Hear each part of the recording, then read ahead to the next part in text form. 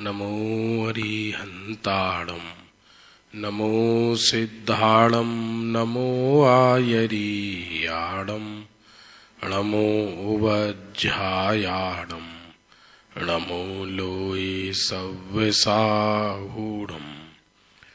मंगलम भगवान वीरो मंगलम गौतमो गणी कुंद कुंदाद्यो जैन धर्मोस्तु मंगलम सर्वमंगल मांगल्यम सर्वकल्याणकारकम प्रधानम सर्वधर्माणां जैनम जयतु शासनम नत्वा जिनेन्द्रं गतिसर्वदोषं सर्वत्र देवं हितदर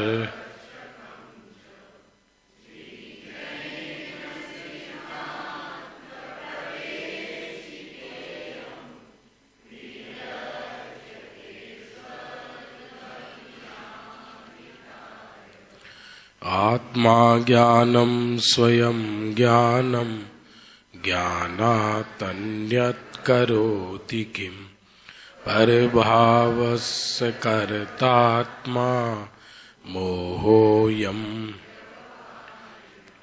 अज्ञानतिमिरान्धाना ज्ञानाञ्जनशलाकया चक्षुरुन्मीलितं येन तस्मै श्री गुरुवे नमः।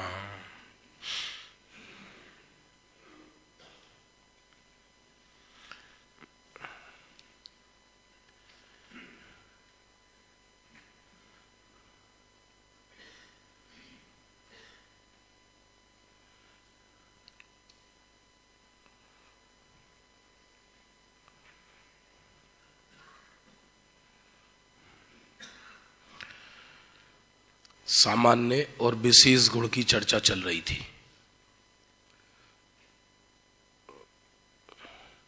अपन सोच रहे थे परीक्षा लें, लेकिन तैयारी नहीं हो पाई उसकी, और फिर परीक्षा लायक आपका मूड भी नहीं लग रहा।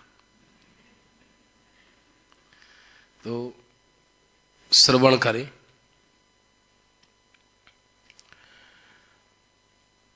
सामान्य और विशेष गुण की चर्चा के बाद अब 6 द्रव्यों का एनालिसिस शुरू होता है।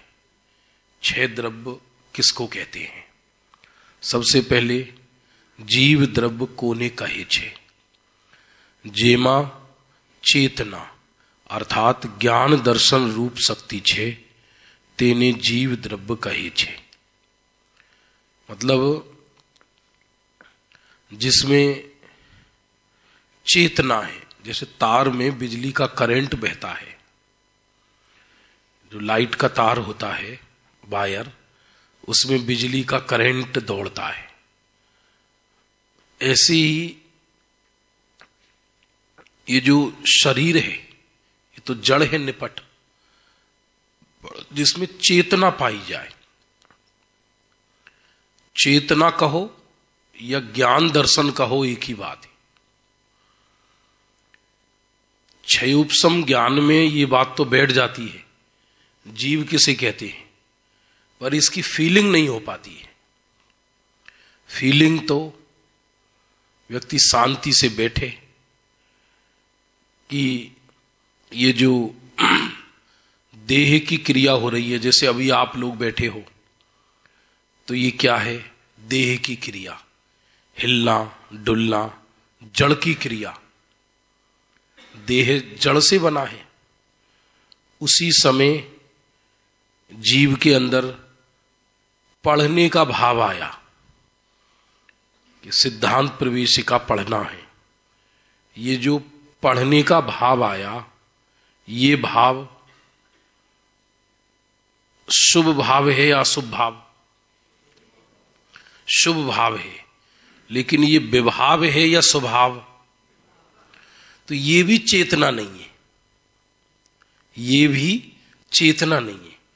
क्योंकि देखिए, जब भी किसी भी चीज की परिभाषा बनाओ तो परिभाषा बनाने का एक सूत्र है, वो ये कि वो परिभाषा, जैसे जीव की परिभाषा चल रही है, तो तीनों लोक के जीव पर घटित होना चाहिए।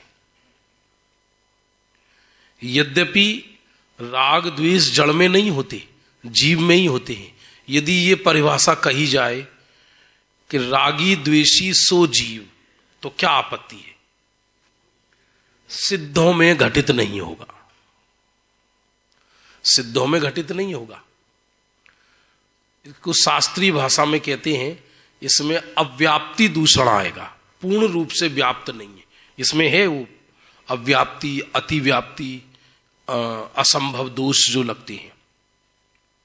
अच्छा, यदि ये कहा जाए केवल ज्ञान जीव का लक्षण है, तो क्या दोष आएगा?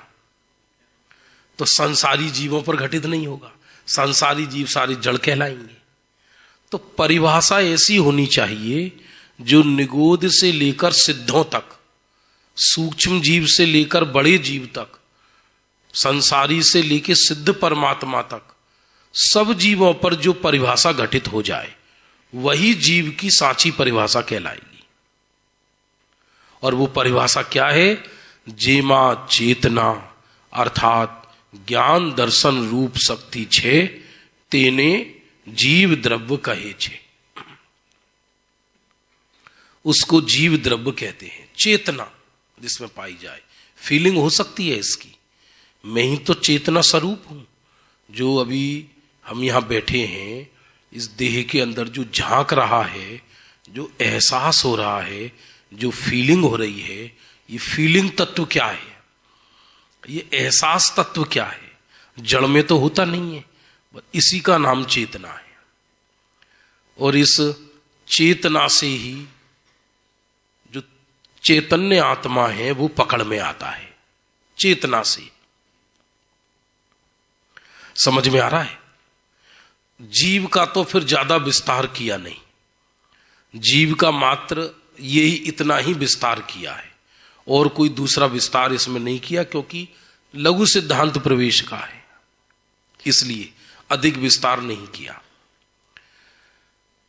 और अब इसके बाद पुद्गल का विस्तार किया है काफी। जीव की बात खत्म, ये भी नहीं लिया जो 10 प्राणों से जिए उसे जीव कहते हैं, क्योंकि ये सिद्धों में घटित नहीं होगा। जो इंद्रियों से जाने देखे उसे जीव कहते हैं, ये भी घटित नहीं होगा, क्योंकि सिद्धों में इंद्रियां नहीं है। एक निर्दोष परिभाषा यही है कि जो जाने देखे उसका नाम जीव है। चेतना सो जीव है।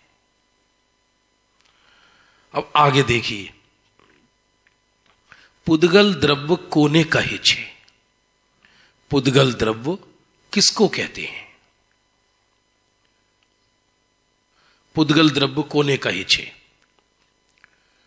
जे मां, बोलिए जे मां, स्पर्श रस गंध अनिवर्ण एक गुणो होए, तेने पुद्गल द्रव्य कहे छे।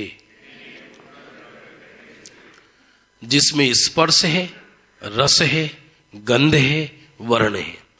अब ये जरूरी नहीं है कि हमें किसी पुद्गल द्रव्य के चारों ही गुण नजर आए, लेकिन पुद्गल होगा वही जिसमें स्पर्श रस गंध वर्ण पाया जाएगा। परमाणु हमको नजर नहीं आता, पर परमाणु में स्पर्श रस गंध वर्ण है। कर्म वर्गणा हमको नजर नहीं आती, दिखाई नहीं देती, पर कर्म वर्गणा में भी स्पर्श रस गंध वर्ण है। विश्व में जो जो पुद्गल है उस सब में नियम से स्पर्श रस गंध वर्ण चारों ही होंगे, 3 भी नहीं, 5 भी नहीं, ये 4 गुण नियम से होंगे ही होंगे, इनकी पर्याय।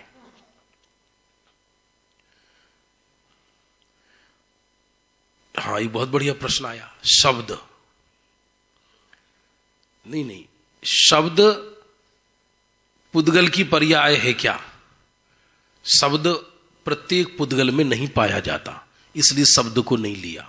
शब्द 2 स्कंध जब आपस में मिलते हैं, उनमें घर्षण होता है, तब आवाज निकलती है।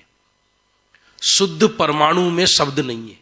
शब्द नाम का गुण किसी भी पुद्गल में है ही नहीं। क्या बोला? क्योंकि यदि शब्द नाम का गुण हो तो उसकी पर्याय होनी चाहिए। परमाणु में भी फिर शब्द की पर्याय होनी चाहिए। इसलिए शब्द गुण नहीं है, शब्द स्थूल पुद्गल की तत्समय की योग्यता है। स्थूल पुद्गल की शब्द को बिना गुण की पर्याय कहा है। क्या बोला? अब इसे फिर सूक्ष्म हो जाएगा, वरना शब्द को बिना गुण की पर्याय कहा है। शब्द के पीछे कोई भी गुण नहीं है। अब आप कहोगे बिना गुणों की भी पर्याय होती है क्या? हां, उनको योग्यता कहते हैं। दो पुद्गल, जैसे हमने ताली बजाई, तो ये पुद्गल द्रव्य नहीं है, ये दोनों स्कंध हैं, तो ये आवाज निकली। तो इस पुद्गल, मूल पुद्गल में शब्द नाम का गुण नहीं है। यदि मूल पुद्गल में माने परमाणु में शब्द नाम का गुण हो तो प्रत्येक परमाणु 24 घंटे आवाज करे। तो ये तो दो स्थूल पुद्गल जब आपस में टकराते हैं तब आवाज निकलती है। इसलिए शब्द को पर्याय कहा है, शब्द को गुण नहीं कहा। बहुत आता है, फिर शब्दों के भी भेद हैं, पूरा साइंस है। तो जिसमें स्पर्श, इसकी एक परिभाषा और मिलती है पुद्गल की, जिसमें निरंतर पूर्ण गलन हो उसे पुद्गल कहते हैं। क्या कहा? जिसमें निरंतर पूर्ण गलन हो। ये जो शरीर है पुद्गल में प्रति समय परमाणु आते रहते हैं, जाते रहते हैं। स्थूल पुद्गल में, स्कंध में अकृत्रिम मेरु पर्वत है, उसमें से भी प्रति समय अनंत परमाणु निकलते रहते हैं, अनंतों नए जुड़ते रहते हैं। हमारे शरीर में से भी प्रति समय कितने परमाणु निकलते रहते हैं और कितने परमाणु आते रहते हैं, जाते रहते हैं। जो प्रति समय पूरे माने मिले गले, उसका नाम पुद्गल है। और दुनिया में सबसे अविश्वसनीय द्रव्य है। क्या कहा? दुनिया में सबसे ज्यादा अविश्वसनीय द्रव्य है, इसका विश्वास नहीं किया जा सकता। पुद्गल का क्या विश्वासा, जैसे पानी बीच बतासा। पुद्गल का कोई विश्वास नहीं है। 1 मिनट में भी हरा भरा हो, 1 मिनट में मुरझा जाए, 1 मिनट में खत्म हो जाए, 1 मिनट में उड़ जाए, मालूम ही नहीं पड़े। अभी इंद्रधनुष आकाश में चमके, 1 मिनट में गायब हो जाए। पुद्गल का तमाशा है सारी दुनिया में।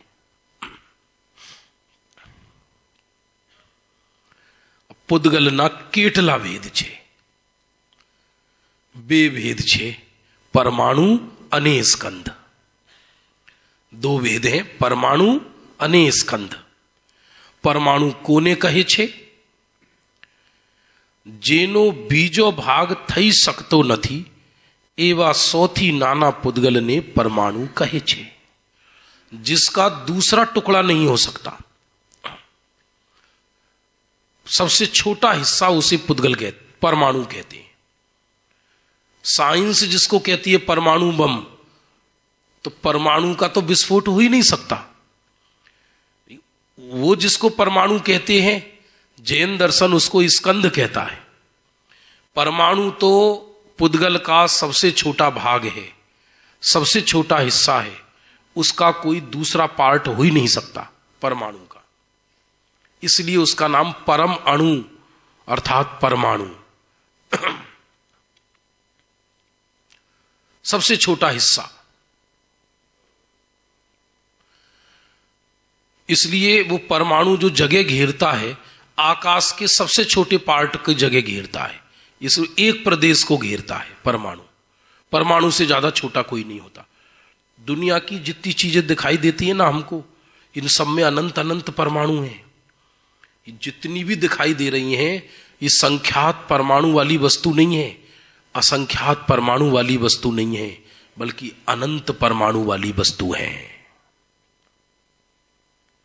ये शरीर, ये टेबल, ये कुर्सी, ये दीवार, ये जो भी कुछ नजर आ रहा है ये सब अनंत अनंत पुद्गल परमाणुओं से बनी चीज है।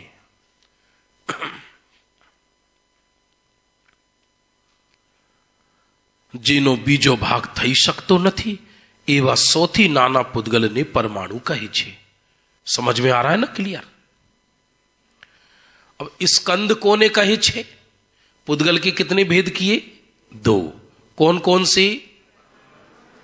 परमाणु और स्कंद। परमाणु कोने कहे छे? जिसका दूसरा पार्ट नहीं हो सकता, सबसे छोटा हिस्सा। अब स्कंद कोने कहे छे? बे के बेथी अधिक परमाणुओं ना बंध ने स्कंद कहे छे। 2 या 2 से अधिक परमाणुओं के बंधन को स्कंद कहते हैं।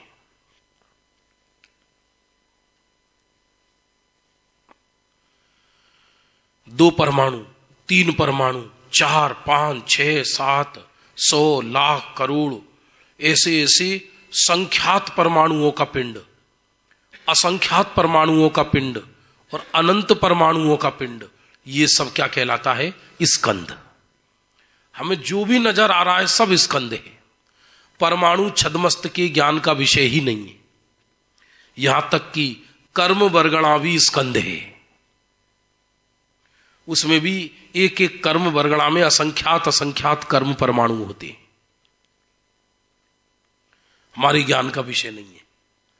जो भी कुछ नजर आ रहा है सब क्या है? स्कंद। ये जैन शासन की केमिस्ट्री चल रही है, रसायन शास्त्र जैसे साइंस में पढ़ते हैं लोग, पौधगलिक विज्ञान।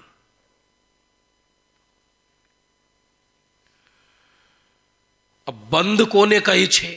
क्योंकि इसमें एक प्रश्न आया ना कि 2 या 2 से अधिक परमाणुओं के बंधन को स्कंद कहते हैं। तो बंध कोने कहे छे? जे संबंध विशेष थी, बोलिए, अनेक वस्तु मां एक पड़ानु ज्ञान थाए ते संबंध विशेष ने बंध कहे छे। यहां वो वाले बंधन की चर्चा नहीं चल रही, जीव और कर्म, वो बंधन की चर्चा नहीं है। यहां कौन से बंधन की चर्चा है? पुद्गल पुद्गल की बंधन। अब ये इसका सबसे बढ़िया एग्जाम्पल, जैसे ये पत्थर का टुकड़ा है छोटा सा, अब इसमें अनंत परमाणु है, तो क्या हमको ये अनंत परमाणु नजर आ रहे हैं? हमको तो अनंत परमाणु नजर नहीं आ रहे। तो इसकी पुद्गल के बंधन, मतलब बंध का अर्थ क्या है? जैसे बूंदी का लड्डू बनाया और एक बूंदी के लड्डू में मान लीजिए 100 बूंदी हैं, तो यहां वो बंधन को स्वीकार नहीं किया क्योंकि बूंदियां सब अलग अलग हैं। बंधन का अर्थ क्या है? सारे परमाणु मिलकर देखने में एक द्रव्य जैसे लगे। अब जैसे ये एक द्रव्य लग रहा देखने में, है अनंत परमाणु, पर देखने में क्या लग रहा है? एक द्रव्य। देखने में एक द्रव्य लगता है अनंत परमाणु। जे संबंध विशेष थी अनेक वस्तु मां एक पड़ानु ज्ञान थाए छे। एक नहीं होती, एक पने का ज्ञान होता है।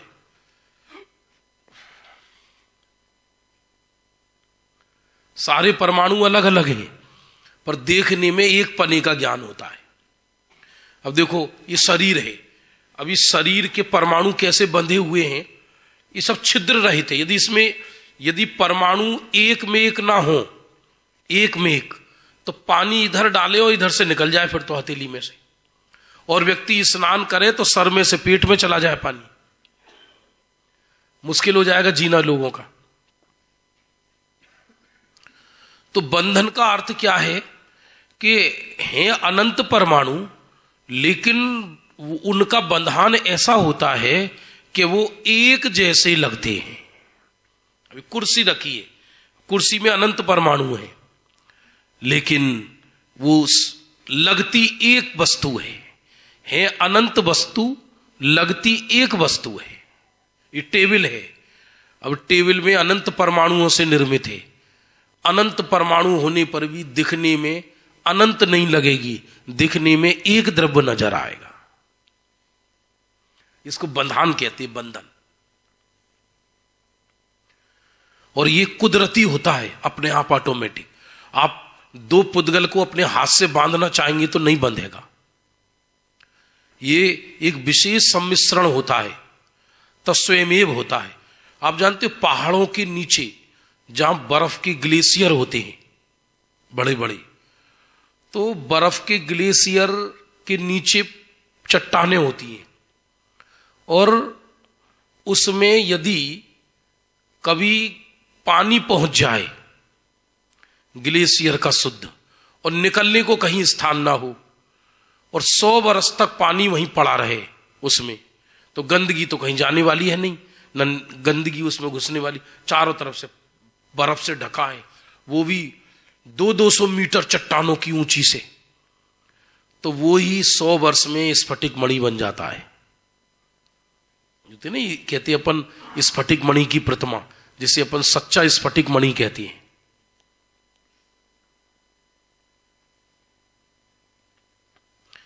ख्याल आया नहीं आया? ये स्फटिक मणि कैसे बनती है? ऐसे बनती है ये। अब आप स्फटिक मणि बनाने जाओगे तो नहीं बनेगी। तो वो जल के परमाणु काफी साल तक पड़े रहते हैं, ऑटोमेटिक, करोड़ों परमाणु नहीं, अनंतों परमाणु, और फिर वो एक में एक होकर एक में एक पने का बोध कराते हैं, लेकिन एक हुए नहीं है। काल पाकर वो परमाणु अलग भी हो जाते हैं। और ये पूरी दुनिया ऐसे ही बनी हुई है, जो दिखाई देने वाला विश्व है ये ऐसा ही है। लगता एक द्रव्य है अनेक द्रव्य। ये पुद्गल के बंधन की चर्चा चल रही है, पुद्गल के बंधन की चर्चा।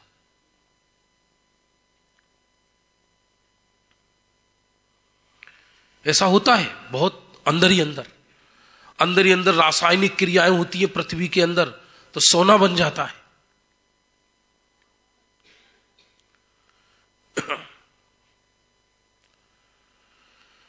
पढ़िए, जे संबंध विशेष थी अनेक वस्तु मां एक पड़ानु ज्ञान थाए, ते संबंध विशेष ने बंद कहे छे। ये हो गया, बहुत सरल है एकदम। अब इसका कितना भी एनालिसिस कर लो आप। अब बंध, परमाणु की चर्चा हो गई, जो सबसे छोटा हिस्सा है वो परमाणु। अब तुरंत आया स्कंद का केटला भेद छे। स्कंद कैसे बनता है ये तो बता दिया। 2 या 2 से अधिक परमाणुओं से स्कंद तैयार होता है। हम ऐसे चिपटाएंगे तो नहीं होगा। वो योग्यता ऐसी तैयार होती है कि वो मिलकर, अभी और एग्जाम्पल समझ सकते हैं अपन शरीर में कई लोगों को कैल्शियम युक्त वस्तु खाने की बहुत आदत होती है, जैसे पालक, टमाटर, सफेद चीज। तो पालक टमाटर को खूब आपस में मिक्सी में पीस के रखो, उससे पथरी बनेगी क्या? स्टोन। लेकिन अंदर जाकर वो ऐसा एकत्रित होता है, एक एक परमाणु एक्स्ट्रा, वो मिलकर एक द्रव्य बन जाता है, स्टोन। एक्स्ट्रा कैल्शियम जो होती है, एक्स्ट्रा आयरन कैल्शियम, उसी को तो स्टोन कहते हैं। गुर्दे में बन जाती है, पित्त की थैली में भी बन जाती है। एक द्रव्य लगता है देखने में। अब स्कंद ना केटला भेद छे, सब पूरा का पूरा जो विषय चल रहा है, ये पूरा जैन दर्शन की केमिस्ट्री चल रही है। स्कंद के वैसे 22 भेद बताए, वैसे अनंत हैं। अनंत में 22 मुख्य हैं। 22 में भी जो हमारा काम है वो केवल 5 से चल जाता है। मिलके पढ़िए, आहार वर्गणा, तेजस वर्गणा, भाषा वर्गणा, मनोवर्गणा, कार्माण वर्गणा आदि 22 भेद हैं। ये वर्गणा क्या चीज है? परमाणुओं के समूह को वर्गणा कहते हैं। परमाणु का एक नाम और है, उसको कहते हैं वर्ग। क्या कहा? परमाणु का दूसरा नाम वर्ग है। तो वर्ग के समूह को वर्गणा कहते हैं। तो वो जो वर्गणा है ये अनंतों परमाणुओं से मिलकर बनती है, असंख्यातों परमाणुओं से मिलकर बनती है। एक कहलाती है आहार वर्गणा। जितनी भी दुनिया दिखाई दे रही है ये सब आहार वर्गणा से निर्मित है। आहार मतलब भोजन नहीं, ये जो शरीर तैयार होता है, ये शरीर ये आहार वर्गणा से तैयार होता है, ये वर्गणा होती है।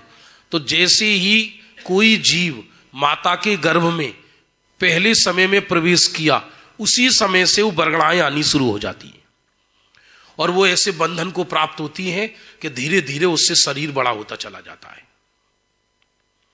ये पेड़ है, ये भी एक इंद्री का शरीर है, ये भी आहार वर्गणा है। ये जो कपड़े पहने हमने, ये भी आहार वर्गणा का, क्योंकि ये वनस्पति काय का शरीर था और वो आहार वर्गणा से निर्मित था। दुनिया में जो कुछ है, जो कुछ है, हीरे मोती पन्ना माणिक्य, ये पृथ्वी काय के शरीर हैं, ये भी आहार वर्गणा से निर्मित है। ख्याल में आ रहा नहीं आ रहा?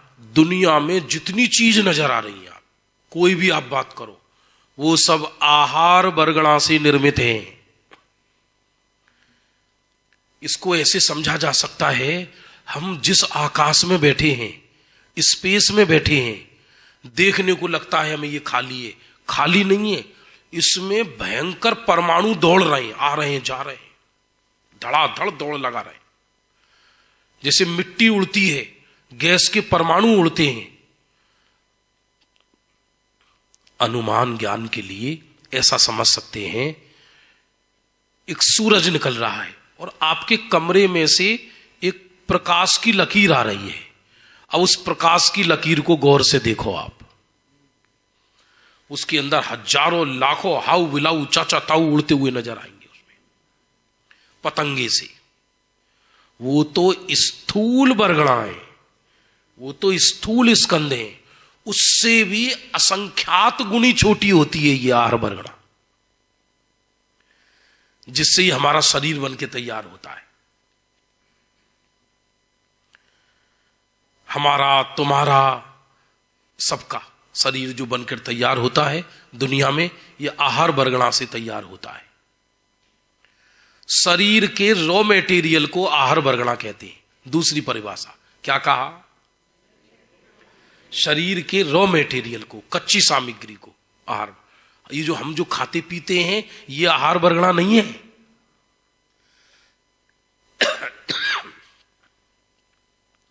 ये तो उसको पुष्ट करती है। आहार वर्गणा तो कर्मोदय के निमित्त से आती है और वो एक द्रव्य रूप हो जाती है शरीर में आकर। धीरे धीरे फिर भोजन के निमित्त से शरीर बड़ा होता रहता है। वो बाहर के आहार का निमित्त है, लेकिन वो 1% है। असली काम तो आहार वर्गणा का है। लोक में भी आपने देखा होगा, कई लोग खाते बहुत कम है और मोटे ज्यादा होते हैं, और कई लोग ऐसे होते हैं कि बहुत ज्यादा खाते हैं और पतले के पतले बने रहते हैं। ये सब वो ये समझ में नहीं आ सकता। जैन दर्शन समझे बिगर ये खेल पूरा वर्गणाओं का खेल है पूरा। मेरे कई साथी मेरे साथ हॉस्टल में पढ़ते थे और कई तो ऐसे थे कि 3-3 शिफ्ट खत्म हो जाए हॉस्टल में बैठे ही रहे भोजनालय की, पहली में, दूसरी में, तीसरी में। मैंने कि भैया कितना खाओगे, पूरे धरती का खाओगे क्या? फिर भी इतने पतले, एकदम हाथ अगरबत्ती पैर मोमबत्ती, कि उनकी आहार वर्गणा का योग ही ऐसा है। और एक व्यक्ति पानी भी पी रहा है तो फूल रहा है। मोटे लोगों पे कोई दया नहीं करता, लोग समझते ही ज्यादा खाते होगा, जबकि है उल्टा। ये सब आहार वर्गणा का खेल है, हमारी तुम्हारी चतुराई का खेल नहीं है। और उसमें कर्म का उदय निमित्त होता है। किसी के पहले समय में कोई गर्भ में आया जीव, और आहार वर्गणा पूरी होने से पहले मर गया तो उसको अपर्याप्तक जीव कहते हैं। क्या कहते हैं? उसकी जो पर्याप्ति पूरी नहीं हुई और वो मर के दूसरी गति में चला जाता है।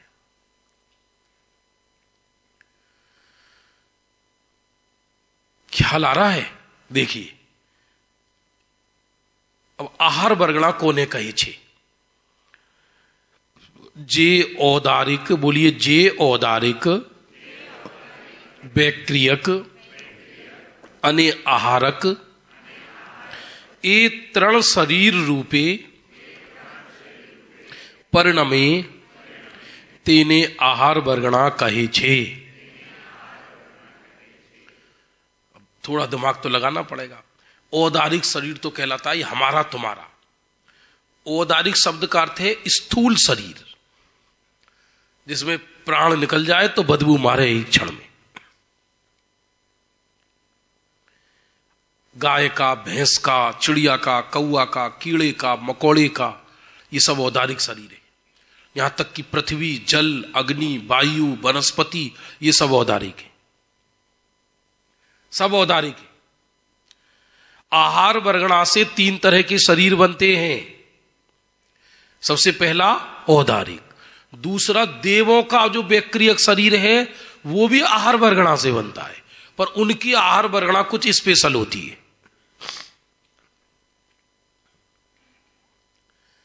एक मैंगो 1200 रुपये डजन का भी आता है और एक मैंगो 120 रुपये किलो आता है, और दोनों मैंगो हैं। वर्गणा हैं दोनों आहार वर्गणा, पर एक आहार वर्गणा स्पेशल है जिससे बैक्रियक शरीर तैयार होता है, एक आहार वर्गणा से गले सड़े शरीर तैयार होते हैं। हाँ जी, नहीं, नारकी का बैक्रियक में आएगा, बैक्रियक में। औदारिक, बैक्रियक, अने आहारक। ये आहारक शरीर क्या है? तीसरा, ये तीसरा आहारक शरीर क्या है कि कोई कोई मुनि को ये शरीर होता है, किसी किसी रिद्धिधारी मुनि को, जिसको आहारक रिद्धि होती है। यहां आहार का मतलब ये आहार नहीं, ये आहारक शरीर होता है, और इस पंचम काल में नहीं होता।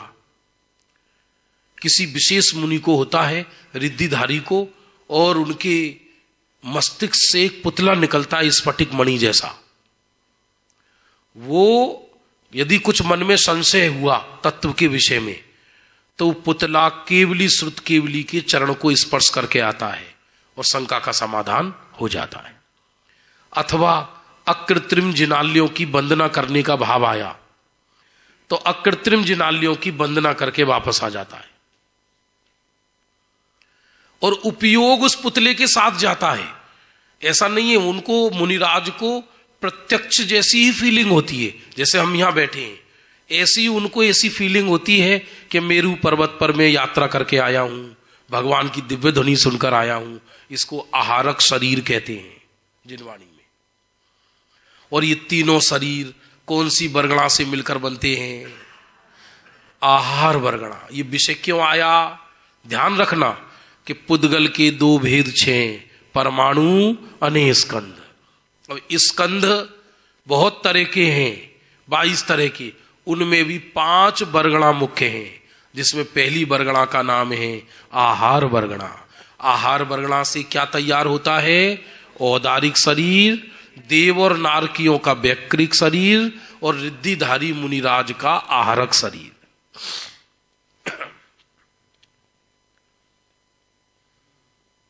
कठिन तो नहीं लग रहा? पाठशाला में मालूम है हमारे यहां सब बच्चों को ये सारे विषय 10-11 वर्ष के बालक हमारे यहां आश्रम में बच्चे पढ़ते हैं। तो कुछ बच्चे 8th क्लास के आते हैं, तो इस सिद्धांत प्रवेशिका तो पढ़ के ही आते हैं। अभी जाके टेस्ट लूंगा, 20 तारीख से है वहां पर एंट्रेंस शिविर। 100-150 बालक आएंगे और उन सबके स्कूल के एग्जाम होंगे और धार्मिक एग्जाम होंगे। तो ये सिद्धांत प्रवेश का तो हम कहते हैं रटकर आना, तो सब पढ़कर आते हैं, खटाखट खटाखट बताते खटाखट। और जिन्होंने पाठशालाएं पढ़ी हैं सब बच्चों को याद है, याद नहीं है, फीलिंग तक है उसकी।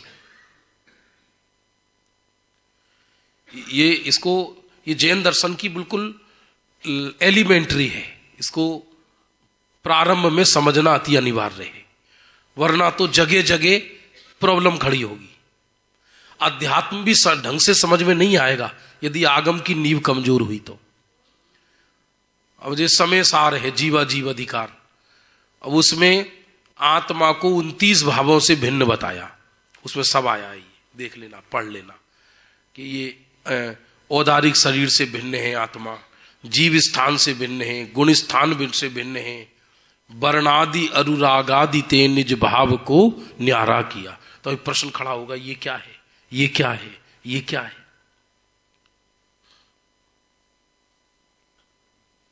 कठिन कुछ नहीं है, केवल समझने के लिए मेंटिलिटी तैयार करना है कि मुझे समझना है, मुझे पढ़ना है, बस।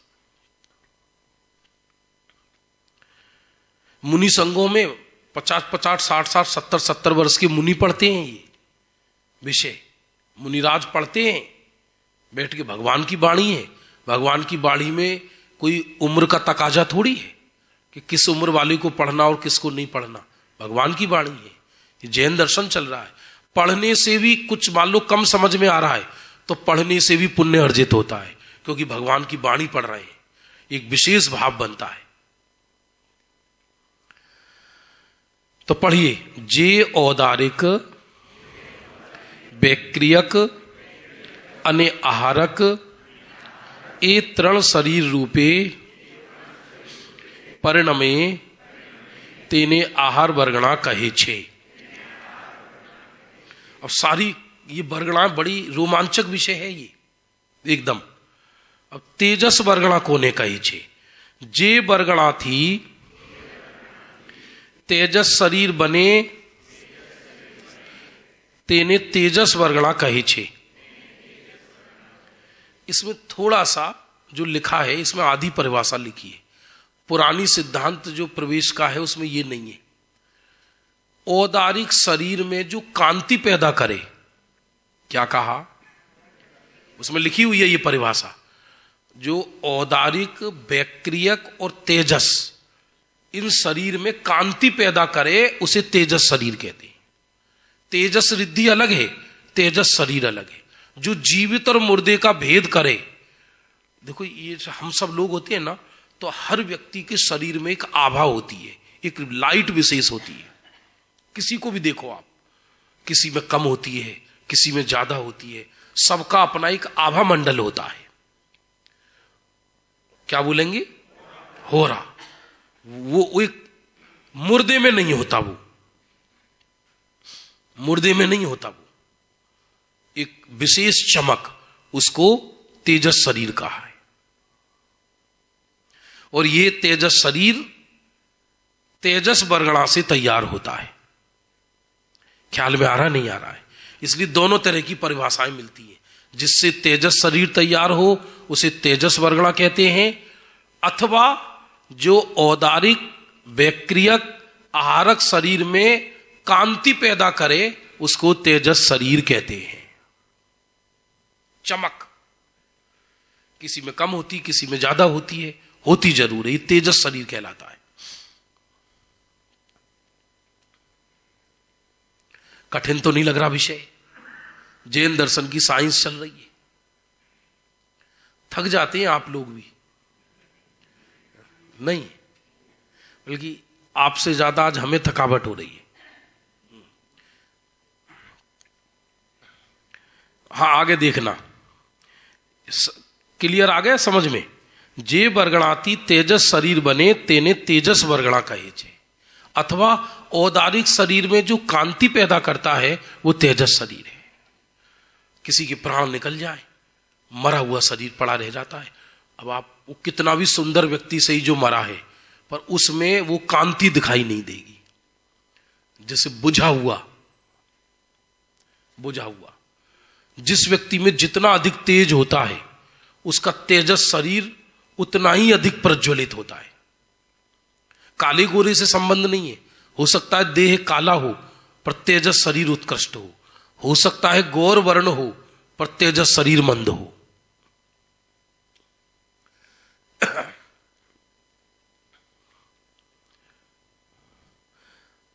अब आया भाषा वर्गणा।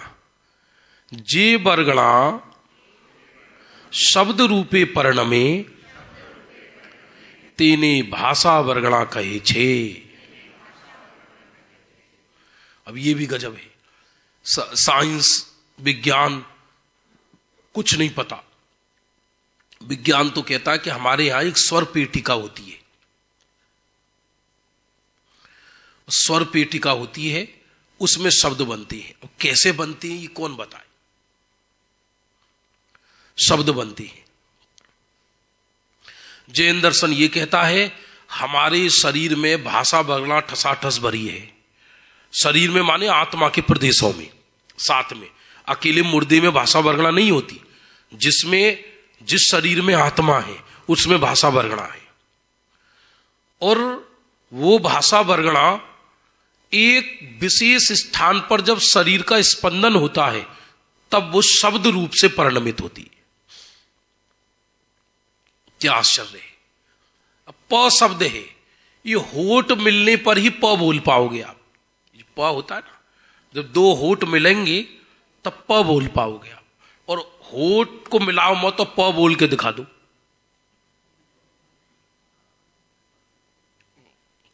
करो, नहीं कर सकते आप। त शब्द जब मिलता है तो दांत के बीच में जिह्वा आती है। ये सब लिखा है। इन जो जितने भी स्वर और व्यंजन है ना, तो कौन सा स्वर कहां से निकलता है और कौन सा व्यंजन कहां से निकलता है, ये ग्रंथों में लिखा है कि ये होठों से निकलेगा। कुछ स्वर ऐसे होते हैं जो केवल गले से निकलते हैं, नासिका से निकलते हैं। उनके लिए ओठ लगाने की जरूरत नहीं, दांत लगाने की जरूरत नहीं। कुछ तालू से निकलते हैं, ऊपर टकराने से। टा ठा डा ढा, ये जबान है ऊपर टकराती है जैसे कोई विस्फोट हो रहा हो। ये क्या है कि भाषा वर्गणा तो अंदर भरी हुई है। अब वो ऐसा कर्म का निमित्त नैमित्तिक संबंध है कि जिह्वा जहां टकराएगी सुनिश्चित है वहां से ये शब्द निकलेगा। और विज्ञान ये कहता है कि स्वर पेटी भरी है अंदर। क्या कौन कौन लड़े का मगज मारे व्यक्ति। स्वर पेटी तो हमारे यहां भी मानी है, वो आवाज बनाती है केवल, पतली मोटी बारीक, अक्षर थोड़ी भरे हैं।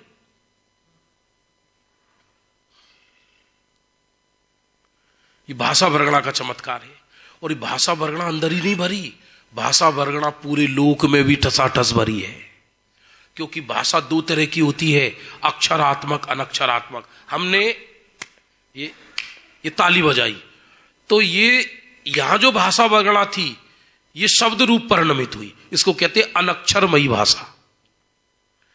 बादल कड़कते हैं, बादल तो ये भी भाषा है। हारमोनियम है, सारे गामा, तो दो पुद्गल जब टकराते हैं तो भाषा वर्गणा में छुपी हुई है तो उस शब्द रूप से परिणमित हो जाती है। भाषा वर्गणा सब जगह, भाषा विज्ञान जबरदस्त है ये दुनिया में।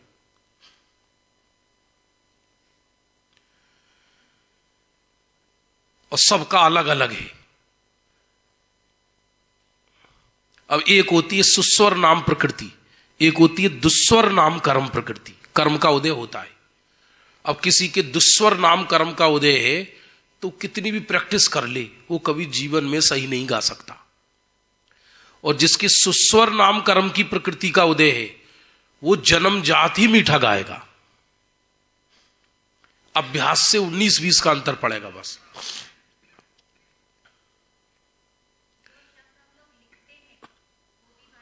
नहीं, वो भाषा वर्गणा नहीं है, वो भाषा वर्गणा का कार्य नहीं है। वो तो सब आहार वर्गणा है। पुद्गल है ना, वो तो क्या है, वो तो पुद्गल को पर्ण मारा है। वो तो शायद वो भाषा ही नहीं।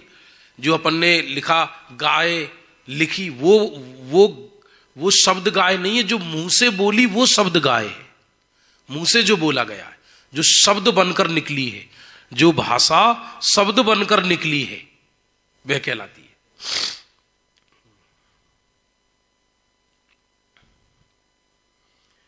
ये भाषा वर्गणा का कमाल है जगत में।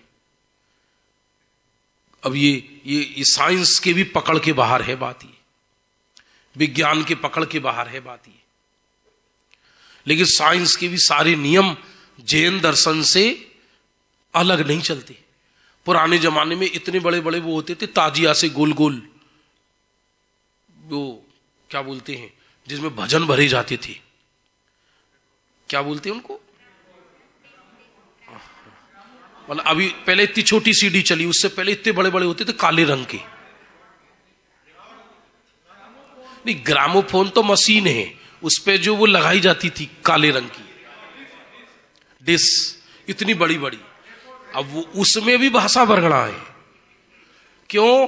क्योंकि वो पिन भाषा वर्गणा उसमें स्थापित की जाती है किसी विशेष विधि से। अब वो पिन जब उसमें चलती है तो दो चीज टकराई, और दो चीज टकरा के फिर वो उसमें से आवाज निकलती है। अभी देखो रेडियो, एक एक चीज चमत्कारिक है दुनिया में। सोचो तो चमत्कारिक है, नहीं देखो तो सब पुद्गल का तमाशा है। अभी ये मोबाइल का कम चमत्कार है। अमेरिका में बैठा व्यक्ति यहां बात कर रहा है। कुछ पहले जमाने में एक दूसरे से बात करने के लिए लोगों को तपस्या करनी पड़ती थी, तब रिद्धियां सिद्ध होती थी। अब यहां तो बल्लो काय की रिद्धि, हेलो, काम थई गया। ये सब क्या है? पुद्गल का तमाशा है। पुद्गल की कैसी कैसी खोज है। उस जमाने में भी थी, तीर्थंकरों के जमाने में। अब वो यंत्र का जमाना आ गया, यंत्र का। भाषा वर्गणा सब है। एक कलाकार मैंने ऐसा देखा जो 7-8 बोतलों में पानी रखता है, नीचे तांबे की वो होती है प्लेट, और उसको जल्दी जल्दी पानी गिराता है और उसमें से गीत निकलता है। पानी को तांबे पे गिराता है ऐसे पिचकारी की तरह, इसको उठा के इसको उठा के इसको उठा के, और इतना बैलेंस है कि पानी गिराने से तांबे की जो प्लेट है उससे संगीत निकलता है। वहां था तब तो निकलेगा, था नहीं तो कहां से निकलेगा? तो क्या था वहां पर? भाषा वर्गणा। भाषा वर्गणा का बहुत विस्तार है। अधिक पढ़ना हो तो तत्वार सूत्र की टीकाओं में देखो, बहुत विस्तार है। द्रव्य संग्रह में भी बहुत बताया है इसको, भाषा वर्गणाओं को।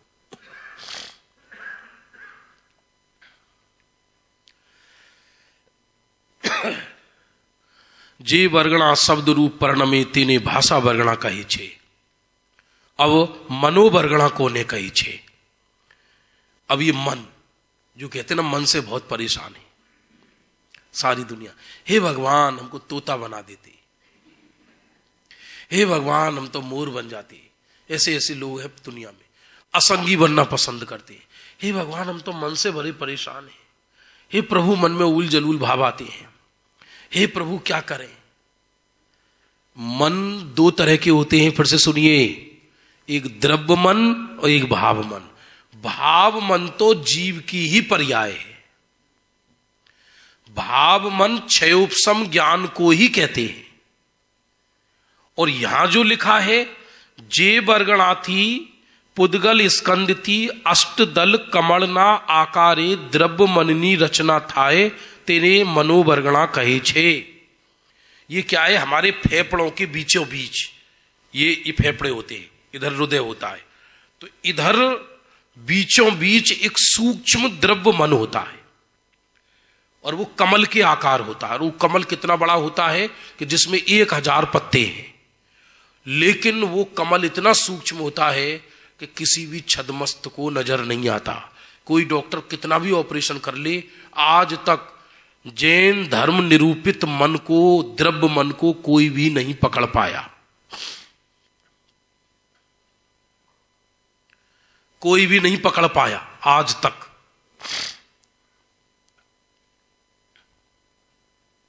नहीं, अरूपी नहीं है। परिभाषा भूल गए आप। पुद्गल की क्या परिभाषा है? जिसमें स्पर्श रस गंध वर्ण हो उसे पुद्गल कहते हैं। तो अब चाहे वो सूक्ष्म पुद्गल हो चाहे वो स्थूल पुद्गल हो, उसमें स्पर्श रस गंध वर्ण तो होगा। वो मनोवर्गणा से बनता है। अब भाव मन और द्रव्य मन में निमित्त नैमित्तिक संबंध है। जिसके द्रव्य मन होता है वही संगी कहलाता है। जिसके द्रव्य मन नहीं है, जैसे ये आंख है तो ये देखने का निमित्त है संसार में, ऐसे ही विवेक का निमित्त क्या है? मन, द्रव्य मन। और द्रव्य मन किससे तैयार होता है? मनोवर्गणा से।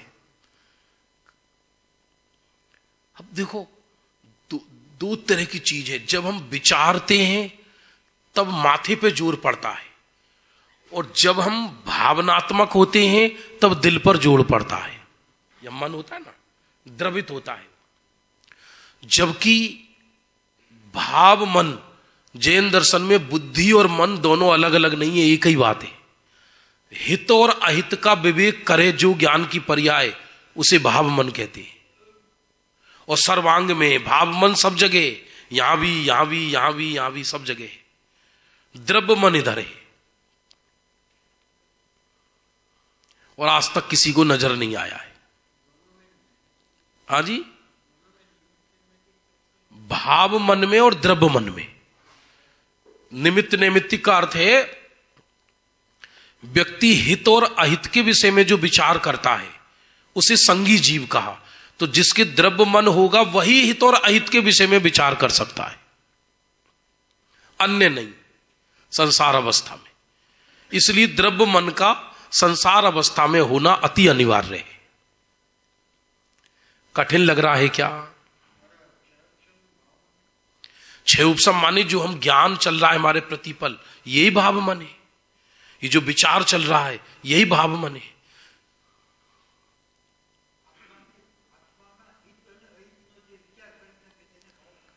उसे भाव मन कहते हैं। और आत्मा से मतलब नहीं है, हित और अहित का विचार करे। जैसे देखो, एग्जाम्पल के लिए बताऊं, चींटी जा रही है बाथरूम में, चींटी जा रही है।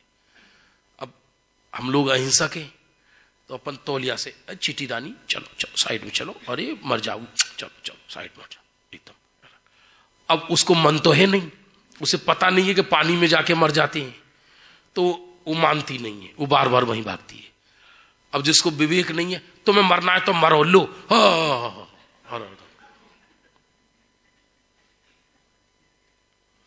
असंगी तक ये विवेक नहीं होता कि मैं कैसे जीऊंगा कैसे मरूंगा। भौरा है, भौरा। अब वो अग्नि पतंगे होते हैं, प्रकाश पे लाइट पे पड़ते हैं, और उनको कोई समझा है कि तुम भुनने क्यों आते हो यहां पर। तो हित और अहित का विवेक नहीं है, भले ही लौकिक विषय में हो अथवा पारलौकिक विषय में। असंगी तक। और जहां ये हितकारी है ये अहितकारी है, ऐसा जिसके विचार चलता है वो संगी कहलाता है, भले ही वो विचार गलत चले। विचारात्मक पद्धति जिसको हो वो भाव मन है, सीधी बात है। विचारात्मक पद्धति जाए, ठीक है। यहां तो सब संगी बैठे हैं ना, असंगी तो कोई नहीं है। एक और ले लेते हैं क्योंकि बरगणा का पूरा विषय हो जाएगा। पांचवी बरगणा, कारमाण बरगणा कोने कही छे। बोल, जे बरगणा पुद्गल स्कंद थी, कारमाण शरीर बने तेने कारमाण बरगणा कही छे। सीधी बात है, हमारे भावों का निमित्त पाकर कर्म फटाफट आते हैं। यह भी बड़ा मजेदार विषय है। जिस आकाश में हम बैठे हैं, इस आकाश में कर्म बरगणाएं ठूस ठूस कर भरी हुई है, जैसे वायु भरी है। और जो जीव जैसे परिणाम करता है शुभाशुभ भाव, तत्काल वो कर्म जो अकर्म रूप से पड़े थे वो कर्म रूप से परिणमित होकर आत्मा के साथ बंध जाते हैं। बंध जाते हैं माने वो भाषा ऐसी है, और वो और कोई नहीं होती, वो कारमान बरगड़ा कहलाती है। इसलिए हमको लगता है ना हमारे साथ अन्याय हो गया, उसने हमारे साथ बुरा कर दिया, उसने हमारे साथ भला कर दिया, हमें कौन देख रहा है। ये दुनिया में ये अनादि निधन कर्म की ऐसी व्यवस्था है कि एक एक परिणाम का फल प्राप्त होता है। ये बहन श्री का वाक्य है ना, यदि परिणाम फल ना दे तो 14 राजू ब्रह्मांड को शून्य होना पड़े। और इसकी व्यवस्था कौन करता है? चेतना नहीं करती, चैतन्य नहीं करता, इसकी व्यवस्था कर्म करती है। जैसे लोहे चुंबक बुरादे को आकृष्ट करती है, वैसे ही जीव के परिणाम का निमित्त पाकर मूर्तिक कर्म बरगणा कर्म रूप से परिणमित होकर जीव के साथ एक क्षेत्रावगाही हो जाती है, और समय आने पर वो उदय में आती है। ये बहुत बड़ा, कभी कभी ऐसा लगता है हमने तो जीवन में किसी का दिल दुखाया ही नहीं, हमने कभी किसी का बुरा भी नहीं किया, भगवान हमारे साथ ही बुरा कर रहा है। हमने तो कभी किसी चींटी मात्र का दिल नहीं दुखाया, हम तो सबकी सेवा ही करते हैं, हम तो पूरे मोहल्ले भर के कुत्तों को रोटी खिलाते हैं, चींटियों को आटा डालते हैं, सबकी सेवा करते हैं, फिर भी हमको ही रोग रहते हैं, हमको ही पाप के उदय रहते हैं। भाई साहब, एक एक कर्म असंख्यात असंख्यात भवों के कर्म बरगणाएं आत्मा में पड़ी रहती है कर्म रूप में। दो चीजें, कर्म बरगणा और कर्म। क्या कहा? तो जिससे कर्म का रॉ मेटेरियल कर्म बरगणा कहलाती है। कारमाण शरीर का रॉ मेटेरियल कर्म बरगणा कहलाती है, जो हमें नजर नहीं आती, और वो अपने अपने समय पर उदय में आती रहती हैं। तो हमारे जीवन में बाहर में सुख दुख हानि लाभ जीवन मरण यश अपयश 24 घंटे चलता रहता है, कभी कुछ कभी कुछ कभी कुछ। हां, वो कर्म के उदय जीव के स्वभाव का घात नहीं करते, ये सब उदय में चलता रहता है। ये कर्म वर्गणा, और ये कर्म वर्गणा का सिद्धांत जैन दर्शन के सिवा कहीं नहीं है। और अन्य मत में है तो वहां कैसा है, जैसा कर्म करेगा ऐसा फल देगा भगवान। उन्होंने भगवान के जुम्मे छोड़ा है। हमारे यहां भगवान आनंद भोगने वाले हैं। यदि आनंद सब भगवान फल देते फिरे तो भगवान से ज्यादा कोई दुखी नहीं हो।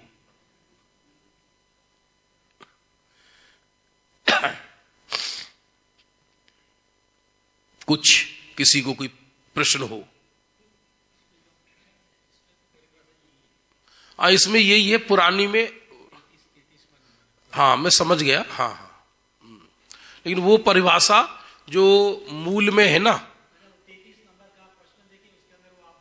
हाँ वही है जो मैंने बताई है।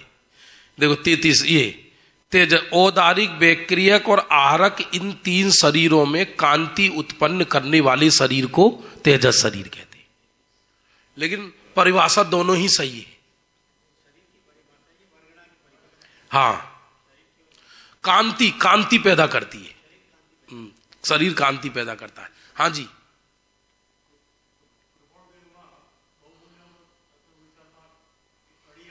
जी हाँ,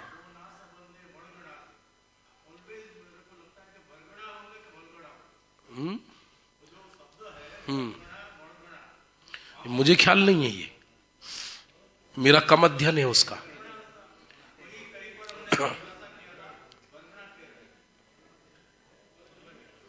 देखना पड़े हमें तो, हम तो हिंदी में ऐसा पढ़ते हैं, मैं कौन हूं आया कहां से और मेरा रूप क्या, संबंध दुख में कौन है, स्वीकृत करूं परिहार क्या।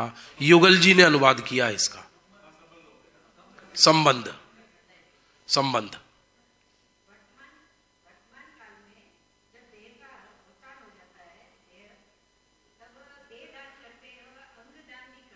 जी। देखो आज वर्तमान में क्या हो रहा है ये हमें नहीं पता। जैन दर्शन के हिसाब से मांस दान नहीं होता। अब आप कहोगे प्रमाण क्या है? हर चीज का प्रमाण देता हूं मैं। जितना मैं जानता हूं, जिससे मैं बच जाता हूं। पुरुषार्थ सिद्धि उपाय में आया है, मूल संस्कृत में अमृत चंद्र आचार्य ने कहा है। जैन दर्शन में उत्कृष्ट चीज का दान होता है, निकृष्ट चीज का दान नहीं होता। अब वर्तमान में क्या परिस्थिति है, ये कौन सा युग है, ये बात अलग है भाई, ये वर्तमान में, लेकिन ग्रंथों में स्पष्ट आया। अब कोई कहे भी सब हमारे अंगदान से किसी का जीवन बच जाए तो क्या है, बेचारा वो बच रहा है, हमारे शरीर से बच रहा है वो, तो फिर तो कोई शराब पीने से बच जाए। किसी को शराब की हुकड़ी उठती है और वो तड़प रहा है, वो कहता है 2 बोतल चाहिए, 2 बोतल चाहिए, कि लो हम तुमको 2-3 बोतल दान दे रहे हैं शराब की। तो तुम्हारी शराब से यदि बच रहा है तो शराब देना चाहिए, नहीं देना चाहिए। फिर एक वो आती है, क्या बोलते हैं, अफीम वगैरह, स्मैक बोलते हैं। ये स्मैक के बगैर तड़पते हैं, नहीं मिले तो मर जाएं, तो स्मैक देना दान कहलाएगा, नहीं कहलाएगा। सब हमारी जरासी से दान से उसका जीवन बच रहा है, तो दान उत्कृष्ट चीज का ही होता है, उसका नाम दान मत रखो। फिर वो दान शब्द में नहीं आना चाहिए। दान तो मोक्ष मार्ग में होता है, जिससे मोक्ष मार्ग बढ़े उन वस्तुओं का ही दान होता है। मोक्ष मार्ग बढ़े जिनसे, आहार दान, ज्ञान दान, अभय दान, शास्त्र दान, अथवा यदि धन भी दे रहे हैं तो उससे मोक्ष मार्ग बढ़ रहा हो तो वो दान में कहलाए। जिन धर्म की प्रभावना हो रही है, तत्व बढ़ रहा है, तो दान कहलाएगा। और ये क्रूरता भी है, और ये इसी युग की देन है। बस, हाँ जी, बोलो बोलो, पीछे, हाँ बाबूजी बोलिए।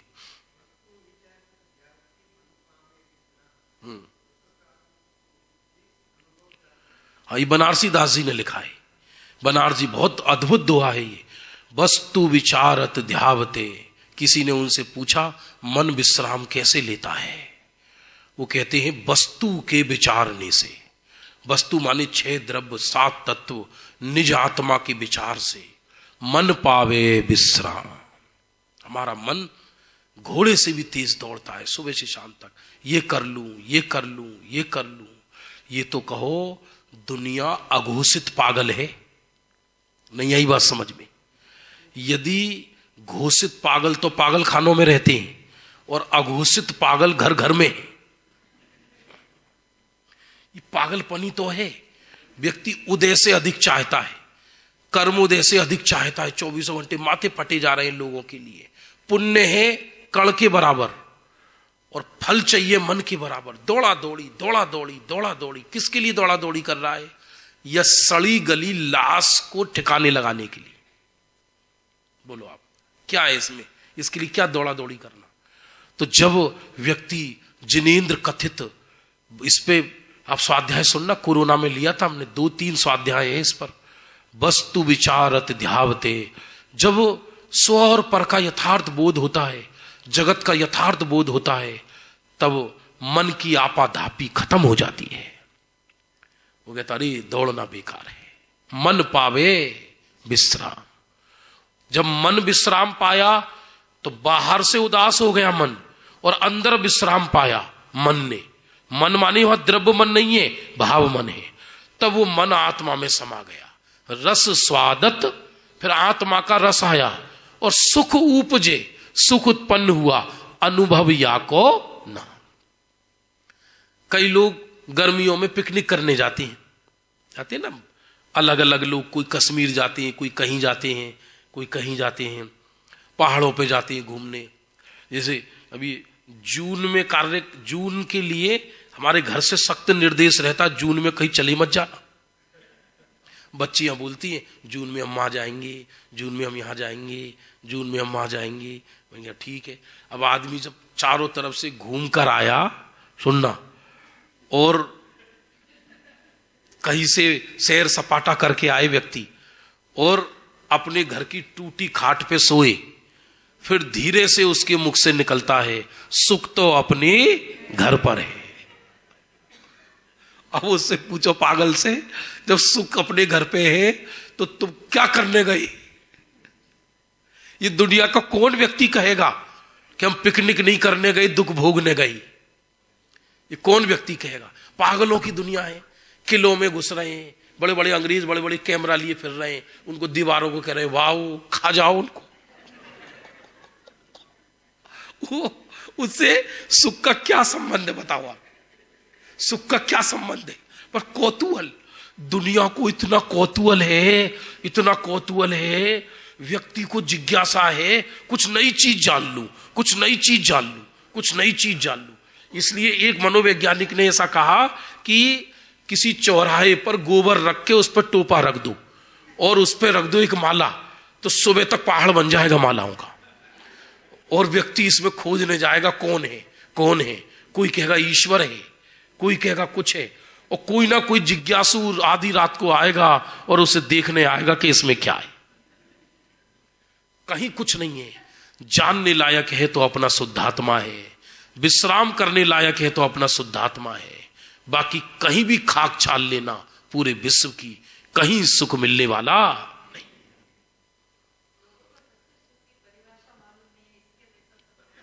क्या करें, ऐसा ही है। इसी के लिए तो ये शिविर लगाया जा रहा है। चले, हाँ, किसका था?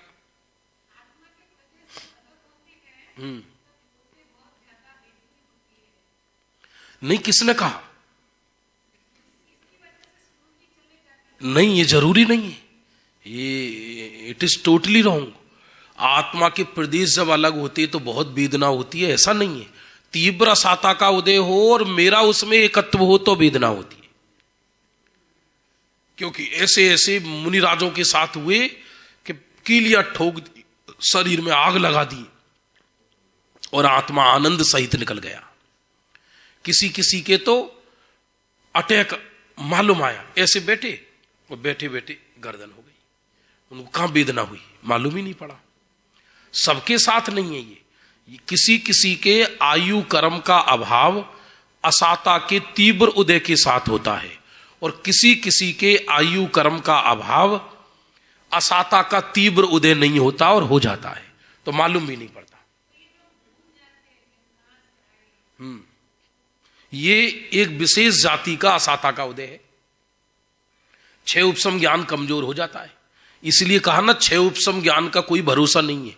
6 उपसम ज्ञान अगली पर्याय में साथ जाता भी नहीं है, हमारा तुम्हारा ही नहीं जाता। यहां हमने मान लो MA करी और PhD की, और अगली पर्याय में कदाचित दोबारा मुंबई में आप पैदा हो गए, तो वहां आपके बापू एडमिशन PhD की बात कराएंगे या KG में कराएंगे? वो तो सब ज्ञान यही सफा हो जाएगा। इसलिए रुचि साथ जाती है, रुचि, संस्कार साथ जाता है, रुचि साथ जाती है। रुचि संस्कार वो साथ जाता है, 6 उपसम ज्ञान कदापि साथ नहीं जाता, नहीं रह जाता। सब 11 अंग 9 पूर्व तक के ज्ञान पड़े रह जाते हैं। इसलिए गुरुदेव श्री ने जोर आराधना पर दिया है, रुचि के पर जोर दिया है। बस